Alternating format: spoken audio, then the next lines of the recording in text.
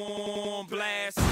Welcome, everybody, to something that we're going to do something a little different here. I don't know what the name's going to be. I think it might be called Ball on Blast.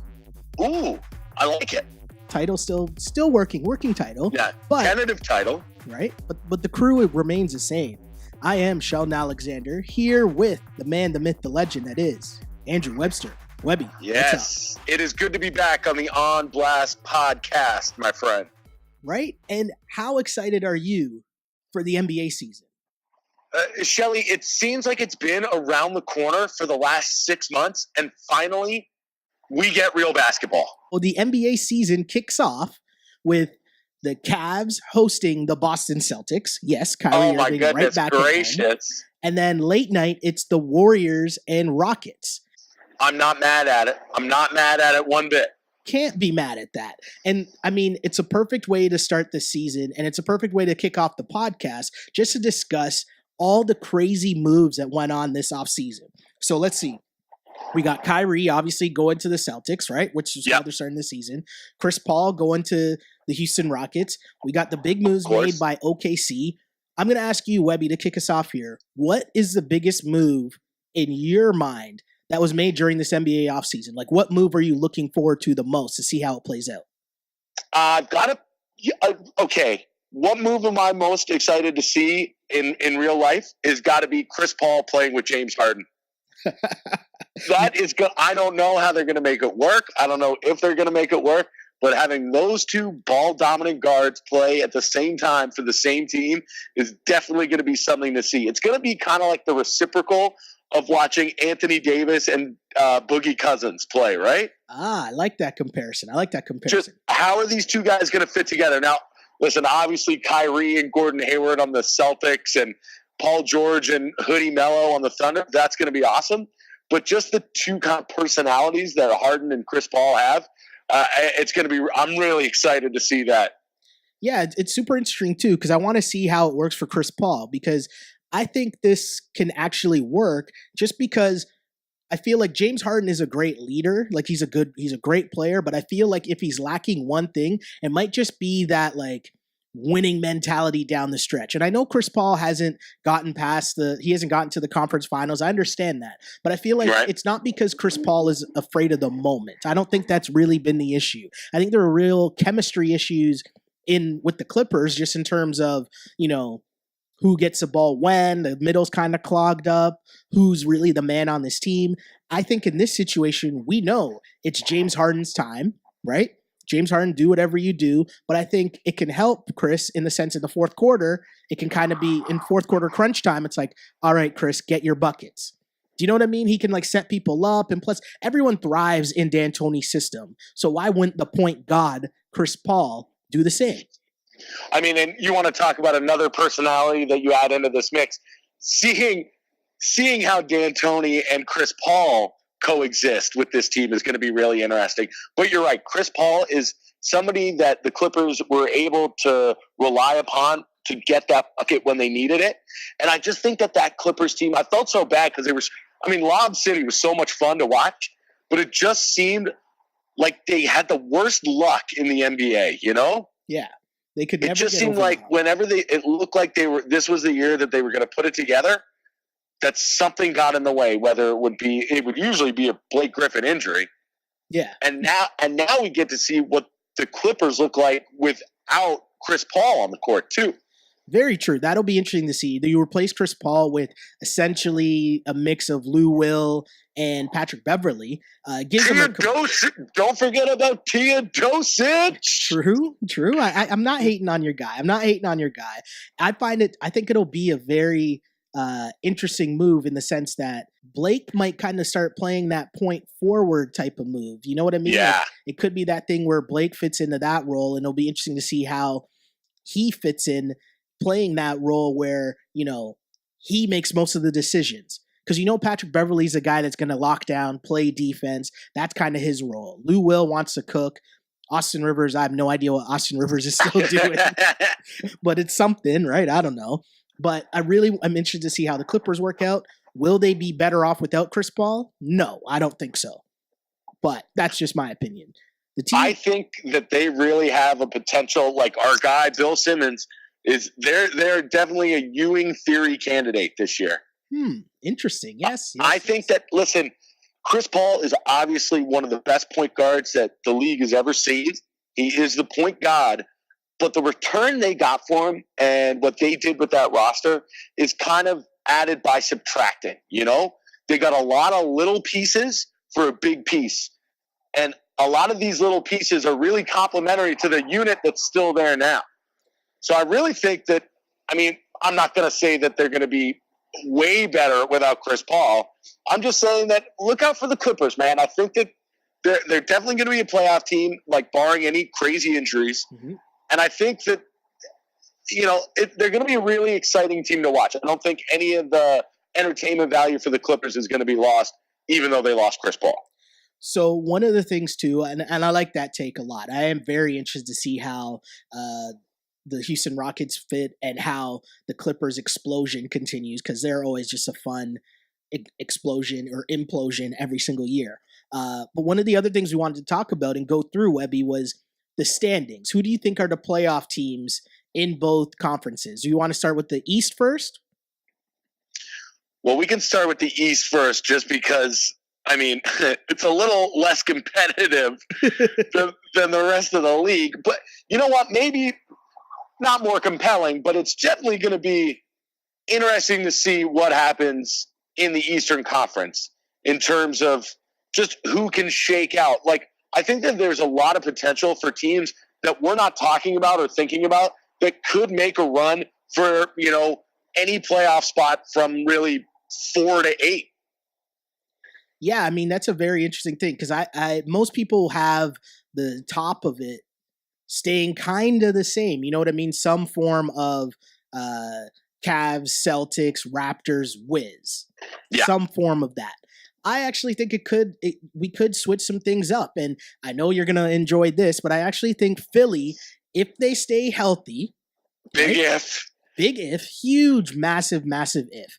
If they can stay healthy, I don't see how that isn't a top 5 team in the Eastern Conference. Just because if you are able to manage Joel Embiid's, maybe not as much his minutes, as much as his games, in terms of, you know, not playing in back-to-backs, like limit the stretches kind of thing, you know what I mean? And you keep him healthy for the full season.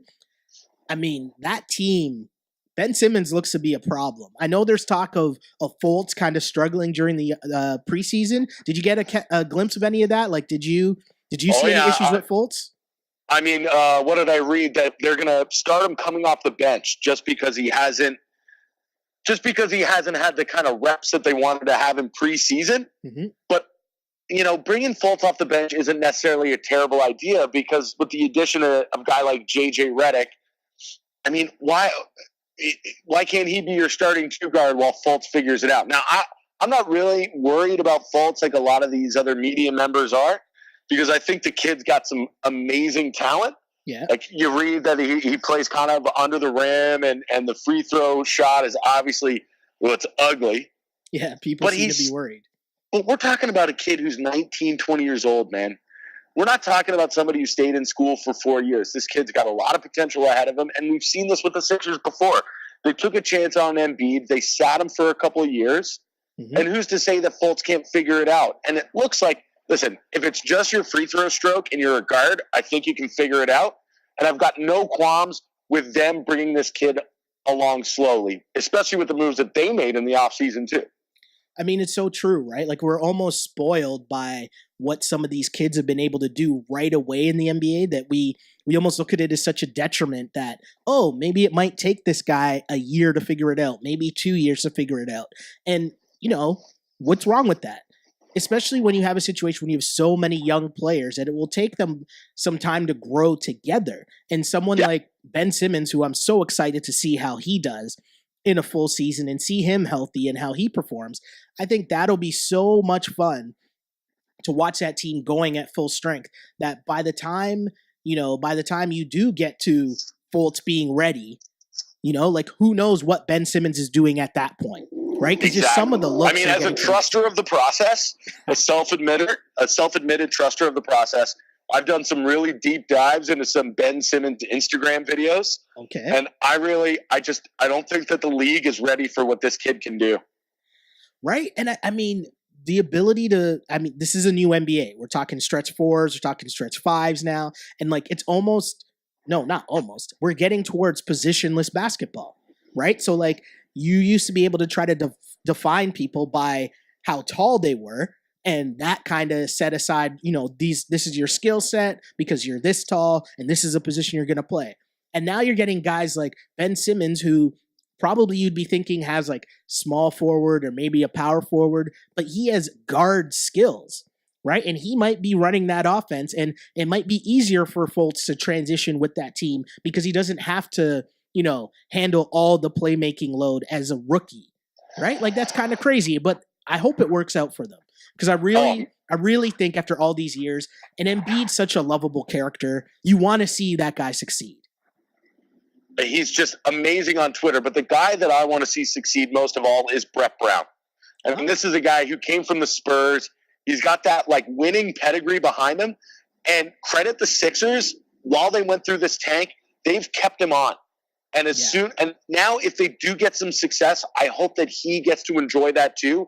And they don't, flip him out of town as soon as the season's over, because this is a guy who is really, taking this job in stride and knew how hard it was going to be for the first couple of years.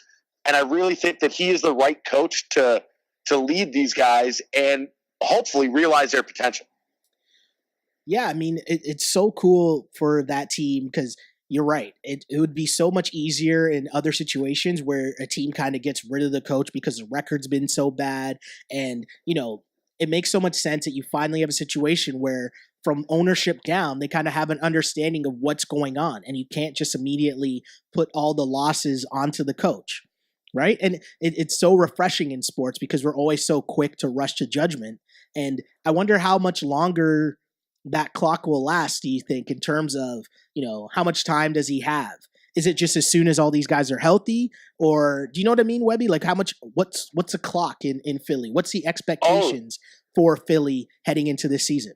I'm asking you as a fan, as a believer in the process. As a truster of the process, I would say that there's no win total. Okay. That's the goal. What you want to see is, like I said, the progression of talent. Is to see what Simmons can do on the court, is to bring Embiid along slowly, and then let the expectations fall after that. Like, let's just get these guys all on the court at the same time and see what they can do. I mean, listen, the media and everybody is putting so much expectation on this club to say, I mean, what was the over-under for their win total? It was like 45. It's crazy. 50 wins. This is a team that won, 20 games last year? Yeah. I mean, so to have any kind of expectation that's more of a solid season, I think is crazy. So I just want to see the kids play on the court at the same time. I want to see the progression of the young players.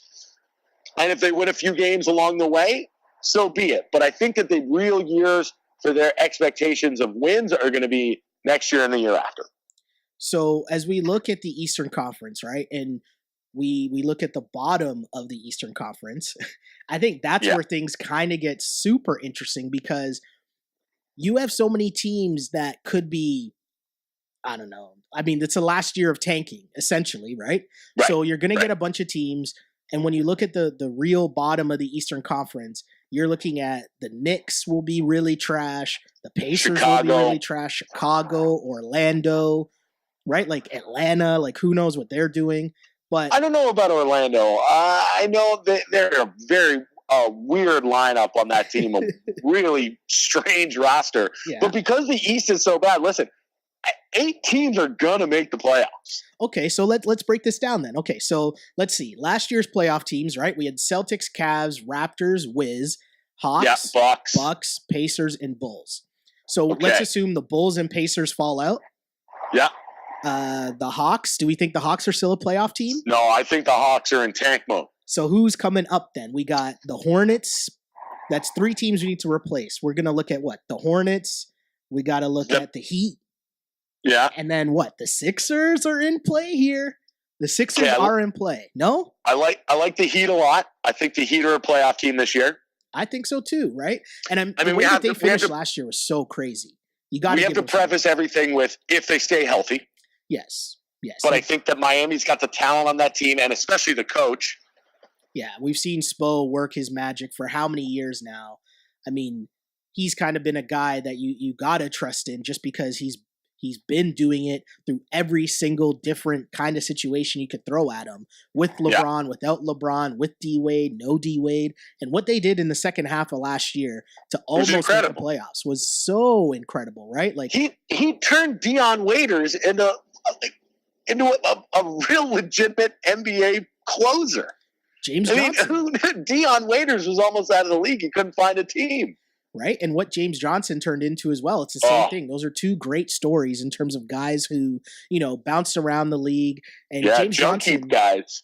Yeah, James Johnson had that, I'll never forget. I heard an interview last year where James Johnson was on he was on the Levitard show, it was. And he was talking about how, in years past, he dreaded going to practice and stuff, right? Like it was kind of like school, like he didn't want to do that.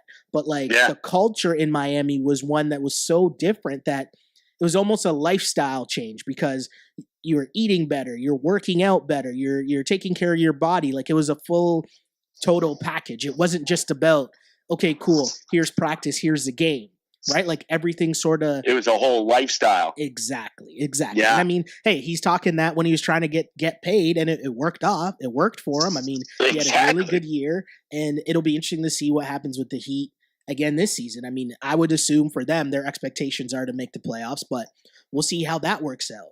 But so I like them for a playoff spot. And then the other team that I like for a playoff spot are the Pistons.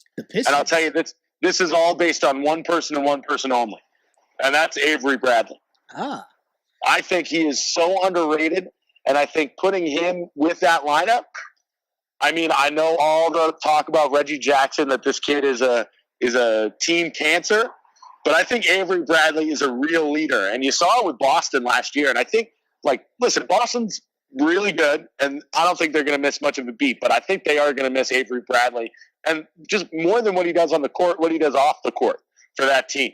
And I think that bringing that leadership to Detroit, I think is really going to help the Pistons. And, I mean, like I say, it starts with the coaching. I'm still a believer in Stan Van. And, I mean, if they can get Reggie Jackson's head on straight, they've got a lot of talent as well. And like I say, there's going to be 8 playoff teams from the East. There's got to be. I'm not saying it's going to be pretty, but I'm saying that I like the Pistons to make the playoffs. You're saying that it's going to be a thing. No, I hear you. There might be some team in there that, on first glance are kind of like, okay, sure. Yeah. So I got you. I know exactly what you mean. Let's switch things over to the Western Conference because things are a lot crazier in the West, right? A little more compelling out West, yeah. A little more compelling out West for sure.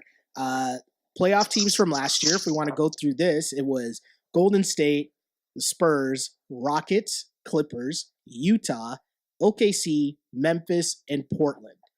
So, I mean, that's a battle. I would assume Memphis appears to be a team that would probably drop out of the playoffs. Yeah. They're going to have to. They're going to have to hope that they get a lot out of Conley and Gasol. But I think that so many Western Conference teams have gotten better while they've kind of taken a step back. Well, that's the thing, right? You look at the bottom now, and teams that didn't make the playoffs that you would expect to make a leap. The Nuggets, the Pelicans, you would assume would be better. And, of course, the Minnesota Timberwolves, who didn't make the playoffs last year, but who brought in your boy Jimmy Buckets. And my boy Jamal Crawford.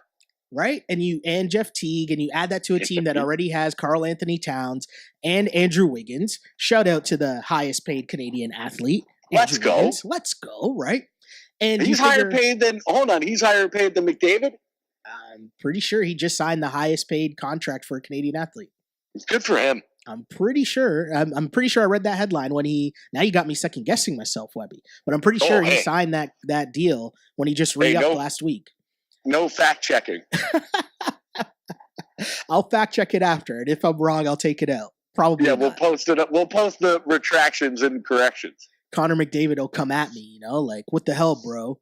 But But that's going to be an awesome team to watch. I mean, they brought in Taj Gibson too, so it's really like a rerun of those Bulls teams under Tibbs. Yeah, no, for sure. I could see that. It's a definite rerun of the Bulls teams, but also what I really am looking forward to is the next step from Karl Anthony Towns. Oh, because he's one of those, he's in that group of the unicorns that everyone's talking about with, Kristaps, who I don't think is at these guys' levels, but the Kristaps, Anthony Davis, Karl Anthony Towns, Embiid, Giannis, who might be he might be his own separate entity within that category, right? But you know what I mean? Just these guys who are 7-footers but can do everything. Yeah. I'm so interested to see the next step that guy takes, because now you have a vet in Jimmy Butler who's able to take some of the pressure off Karl Anthony Towns in terms of handling the scoring load on a night-to-night basis, plus also a crunch time scorer. Jimmy Butler can get busy like that, but also he's just a grown man. And I think a lot of things that happens with young teams sometimes is you need grown-ups just in your lineup. And now you're getting a grown-up in Jimmy Butler who's really, really good as well. I'm so excited to see how that team will be. They're getting the knock as might being a league pass team this year. Oh, the other one, the one I want to see is I want to see what Tibbs does with Wiggins defensively. Yeah. Because that kid's, like we talk about talent, that kid's got loads of it. We know he can score at will, but he's got the size and the length to be a shutdown guy. And if you think you put Butler and Wiggins on people on the perimeter, I don't know how you're going to score more than 70 points against the Timberwolves. So while we're here talking about the Western Conference, let's touch a little on Oklahoma City, because I think you kind of know what you're getting from most other teams in the West. We touched already on the Rockets and Clippers. We know what we're going to get from the Warriors. What do you think about Oklahoma City? Obviously, a lot of turnover. The biggest winners of the offseason, I got to think, has to be Sam Presti, because not only did he trade for Carmelo Anthony and Paul George, but the ultimate goal of getting Russell Westbrook to re-sign. That was an amazing feat, right? And something that also people probably thought once Durant left, we all just assumed it was over, right? And Russ was gone. So what do you think of Oklahoma City? How do you see this working out? I don't think that an Executive of the Year award has ever been handed out before tipping off of the first game. But I think that Presti had it wrapped up a couple of weeks ago when he got Westbrook to sign that deal. And man, I don't know. Okay, the Thunder last year, watching Westbrook play was must-see TV. I mean, watching him do that by himself was jaw-dropping, night in, night out, with the supporting cast that he had. Now, I don't think that his numbers are going to be quite what they were last year, but I don't think they need to be, right? Obviously, he's got two transcendent players playing with him. I know that there's a lot of back and forth on Melo. But again, put him in a hoodie and put him out there, and he's Olympic Melo or hoodie Melo, whatever. But you put him with these two players, and I think it's going to let Russ do more by doing less. I've talked about the Clippers with addition by subtraction, and I think that's what Russell Westbrook is going to be this year. I think he's going to be a more complete player, a better player, and better for the Thunder with these two guys than he was putting up those 30-point triple-doubles last year. Yeah, and the one thing I'll say too is I think these guys, everyone's been talking about the fit and there's only one ball to go around and all that stuff that you normally hear, the cliches when these super teams get formed. But I actually think maybe more so than, the Heat, or maybe more so than Golden State, even when Durant joined there, I think these guys fit. And I say that because Melo, when we're talking about hoodie Melo or Olympic Melo, Melo's job in this situation is just get buckets. So he doesn't have to worry about carrying the scoring load for a whole season or for a whole game or whatever. You just give Melo the ball, you get him a quick 6 points, cool. He subs out, whatever, or Russ goes to the bench and then Melo becomes a feature scorer. Russ is going to be Russ. Last year, to me, Russ showed that he's able to figure out whatever situation that needs to be figured out. He's going to get the job done because he had to do literally everything for his team. And sometimes it might be rebounding a little more. Sometimes it might be he had to get 50. Sometimes it might have been he had to get 15 assists. And every game he figured that out last year. Now you're giving him good players. And Paul George is a superstar in the NBA, but Paul George isn't the like number one guy, give me the ball, clear out, I'm going to dominate and drop 50 on you. That's not really Paul George's game. I don't know. Ask him about that. I'm sure he would. He might have beef with that. He might disagree, but I'm saying in reality. I mean, honestly, they had that whole thing where he got mad last year. Was it last year in the playoffs where he got mad at CJ Miles? And it was new Raptors CJ Miles. Yeah. Right? So, like, in his mind, he might think that he is, alpha dog, like, here I am, give me the ball. But I still think even if that is the case and it's him and Russ are like the two like lead scorers, and you kind of Melo, you play the 4, but then when one of those guys go to the bench, Melo gets featured more. Like there's a way to figure this out where it all works, especially once you slide Melo to the 4. Paul George, you can focus on playing D, like lockdown D. Plus also now because Russ doesn't have to carry the scoring load, Russ can play defense again like he used to, right? Like last year when they're playing Golden State or any other good team, and you're expecting Russ to drop a triple-double and then cover Steph Curry. Like that's a crazy, right? You can't ask one man to do that. So now you lessen some of the load off of him. He doesn't have to create every single bucket every single time down the floor. I don't know, man. I know Russ only knows one speed, but I just don't see how this doesn't work in Oklahoma City. And maybe I'm biased because I've always been Team Russ and I've always been Team Melo. So yeah, me too. Right, so I'll full on admit my bias, but I'm so excited. That's going to be the team that I'm going to be looking at every single night in the NBA schedule to see if they're playing. I will be tuning into Oklahoma City games because I can't wait to see how that works. And we keep saying we can't wait for the Thunder and the Warriors to play. But my other team, those Thunder Rockets games are just going to be insane. For sure. Those games are going to be great too. Westbrook going against Chris Paul, and then James Harden going against Paul George. That's going to be amazing, right? And then you still have Melo just chilling. Like absolutely. This is a great situation. And playing against the team everybody thought he was going to go to. Right? I think this is a great situation for Melo. Not that Houston would have been a bad situation for him either, but, just to get some help, and especially at this point of his career where I know Melo was always just a scorer, and it's not like he did that much else other than scoring, but now at this point of his career, that's really what you're going to get from him. So why not just, have that where you can maximize it? And now Russ has, instead of trying to find Roberson wide open in the corner, he's got Melo. That's an upgrade. I'm excited for that. I'm just also having spent time in Oklahoma City, I'm very happy for that town. I'm happy that Westbrook re-signed. I'm happy that Melo came. I'm happy that they signed, or I'm happy that they traded for Paul George, man. That city loves that team, and they put everything they have into that Thunder team. So it's great to see a small market team get rewarded for how fanatic they get. So as we just talked about the team of last year's MVP, my next question is, heading into this season, Webby, who is your preseason pick to win this year's MVP award in the NBA? Okay, I thought he didn't get a lot of pub last year for it, which is crazy because he's the most popular player in the NBA. But I think that this is going to be another LeBron James MVP season. Wow. I can't believe you said that because I was going to say that. He's playing in the right conference. He's going to be going against lesser competition most of the time rather than the guys out west. I think that voters are going to look favorably seeing how he lost his cohort and Kyrie Irving to the Celtics. And I think this is going to be a really vintage LeBron James season. I think we're running out of superlatives for this guy, but I think he's going to do things that we never thought LeBron could do. You know what's so weird, Webby? I was going to pick LeBron James, and I thought I was being, controversial here with that pick by taking LeBron James. But if we just follow this, no, go on. Wouldn't it make so much sense with all of this stuff that happened in the offseason and all this controversy with Kyrie wanting to get out of there if LeBron just put his foot down and just showed us all that he is the best player that the NBA has seen?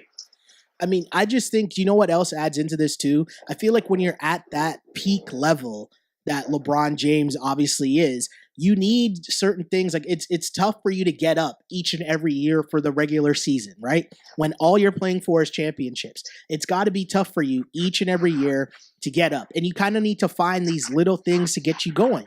And I just think if you look at how the offseason played out, you have Kyrie leaving, which a lot of people are going to blame him for. But then on the flip side, you have something like his buddy Dwayne Wade coming now.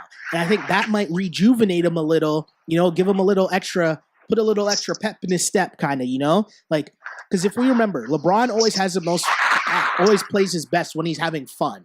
And how else are you going to have fun when you're playing with your best friend, D Wade? We see them laughing and joking around with Rachel Nichols. These guys just look like, it could be one of those years for LeBron. Plus, as you said, he's sitting there knowing that all the ESPN headlines and whenever he turns on whatever, Skip Bayless or Stephen A. Smith, they're all talking about the Western Conference. He knows that. I think deep down, he's sitting back and he's just looking and he's waiting. And he's like, okay, you guys forgot about me?